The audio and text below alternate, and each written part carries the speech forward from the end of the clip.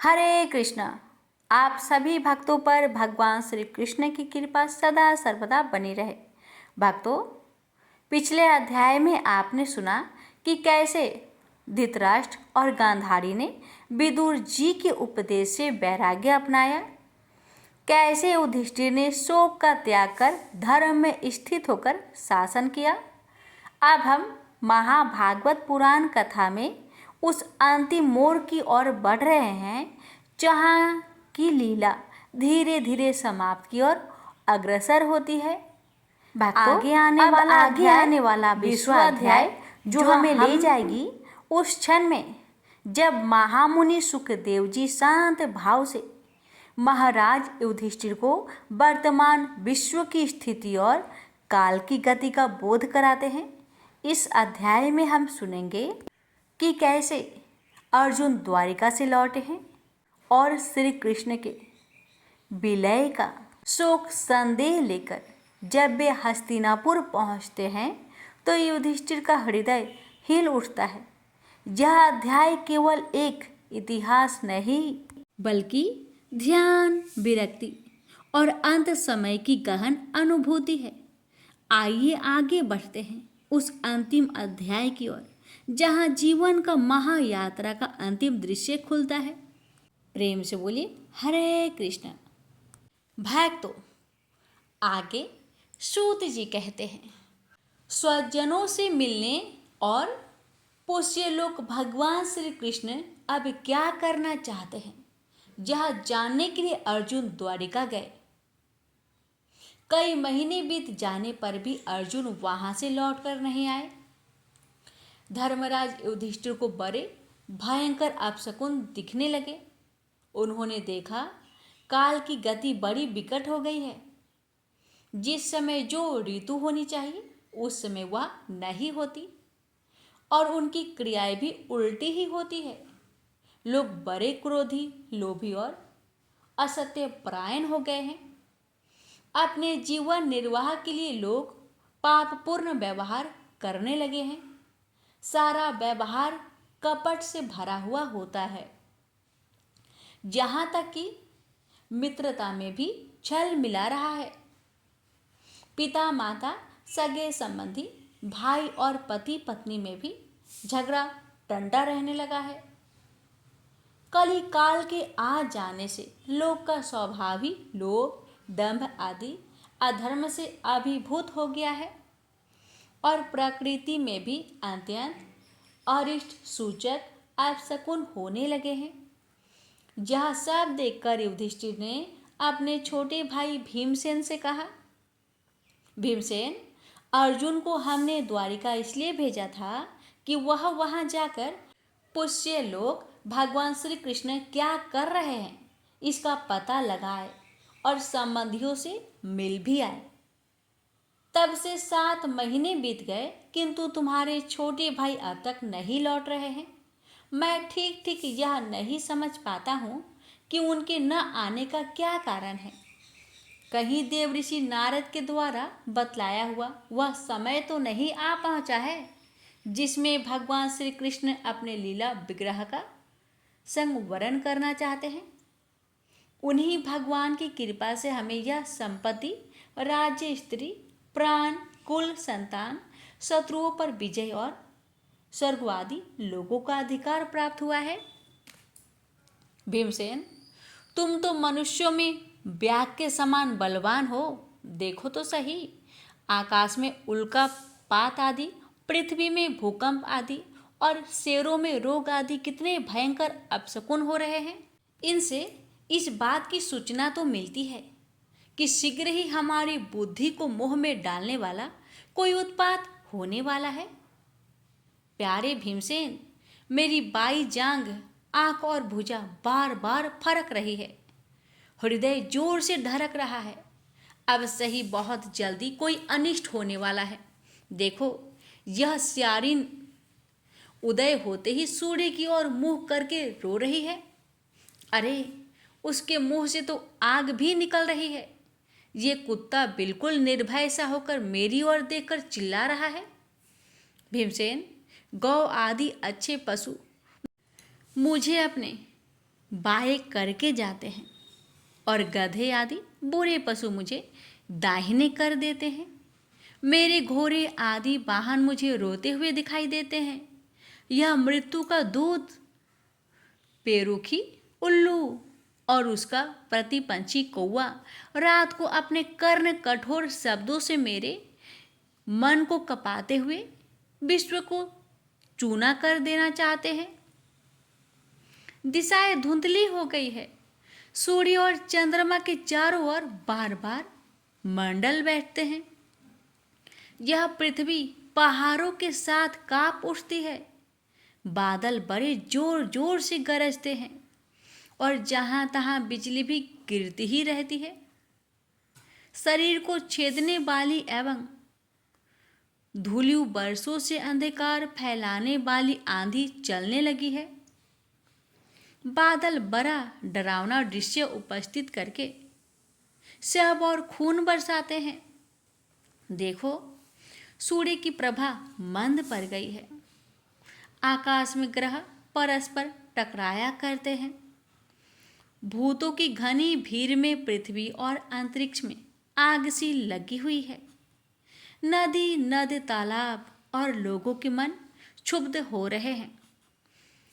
घिसे आग नहीं जलती। यह भयंकर काल न जाने क्या करेगा। बछड़े दूध नहीं पीते, गौ दोहने नहीं देती। गौशाला में गौएं आंसू बहा बहा कर रो रही है। बैल भी उदास हो रहे हैं। देवताओं की मूर्तियां रोज ही रही है। उनमें से पसीना चूने लगता है और वे भी हिलती डोलती भी है।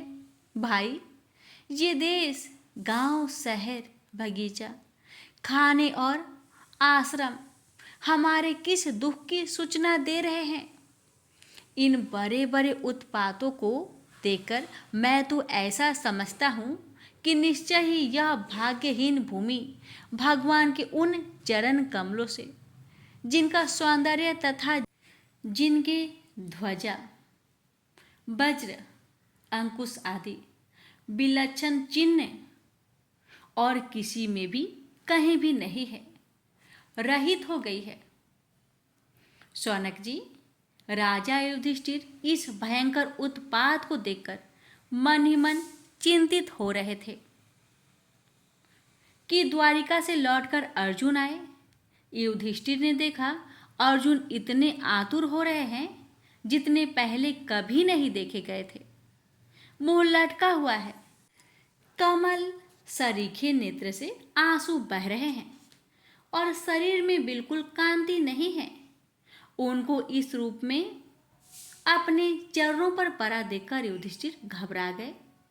देवऋषि नारद की बातें याद करके उन्होंने सुहृदों के सामने ही अर्जुन से पूछा, भाई, द्वारिकापुरी में हमारे स्वजन संबंधी मधु, भोज, दसाह, आह, सातवत, आंधक और वृषबंशी यादव कुशल से तो है।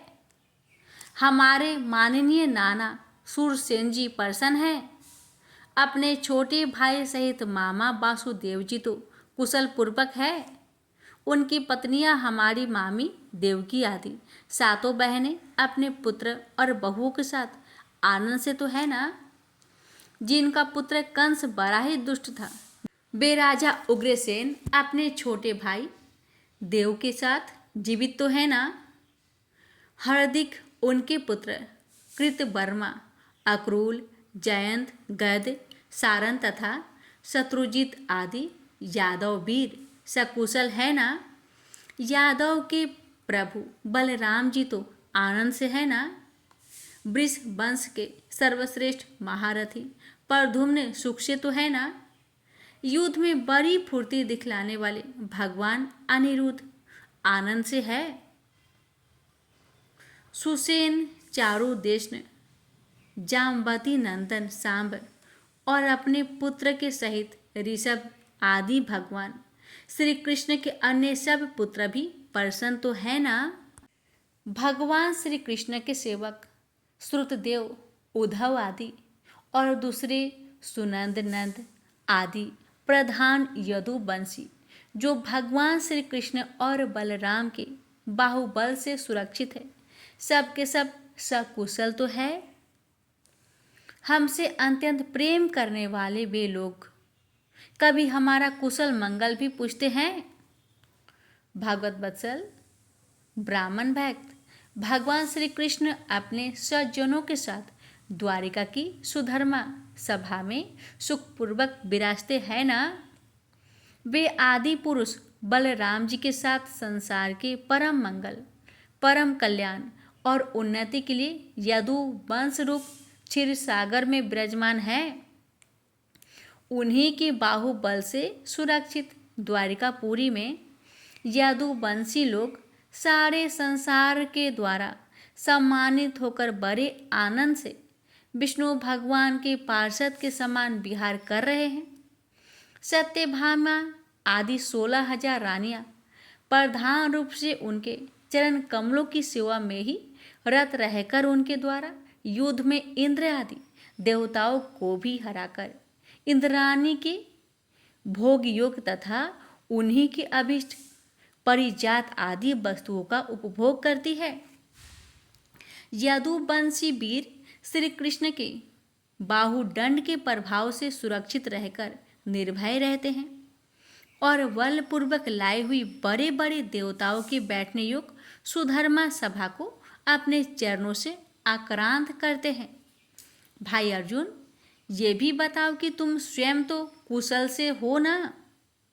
मुझे तुम श्रीहीन से देख रहे हो, वहाँ बहुत दिनों तक रहे। कहीं तुम्हारे सम्मान में तो किसी प्रकार की कमी तो नहीं हुई? किसी ने तुम्हारा अपमान तो नहीं कर दिया? कहीं किसी ने दुर्भावपूर्ण अमंगल शब्द आदि द्वारा तुम्हारा चित्त तो नहीं दुखाया? अथवा किसी आशा से तुम्हारे पास आए हुए याचकों को उनकी मांगी हुई वस्तु अथवा अपनी ओर से कुछ देने की प्रतिज्ञा करके भी तुम नहीं दे सके? तुम सदा शरणागतों की रक्षा करते आए हो। कहीं किसी भी ब्राह्मण, बालक, गौ, बूढ़े, रोगी, अबला अथवा अन्य किसी प्राणी का जो तुम्हारी शरण में आया हो, तुमने त्याग तो नहीं कर दिया? कहीं तुमने अगम्या स्त्री से समागम तो नहीं किया? अथवा गमन करने योग्य स्त्री के साथ असत्कार पूर्वक समागम तो नहीं किया? कहीं मार्ग में अपने से छोटे अथवा बराबरी वालों से हार तो नहीं गए? अथवा भोजन करने योग्य बालक और बूढ़ों को छोड़कर तुमने अकेले ही तो भोजन नहीं कर लिया? मेरा विश्वास है कि तुमने ऐसा कोई निंदित काम तो नहीं किया होगा जो तुम्हारे योग्य ना हो। अपने परम प्रियतम अभी हृदय परम सुखद भगवान श्री कृष्ण से तुम रहित हो गए हो, इसी से अपने को शून्य मान रहे हो। इसके सिवा दूसरा कोई कारण तो हो ही नहीं सकता जिससे तुमको इतनी मानसिक पीड़ा हो। प्रेम से बोलिए हरे कृष्णा। भक्तों, आज का अध्याय यहीं पर समाप्त हो रहा है। इसकी आगे की कथा कल के अध्याय में जरूर सुनिएगा। भगवान श्री कृष्ण की कृपा आप सभी भक्तों पर सदा सर्वदा बनी रहे। हरे कृष्णा।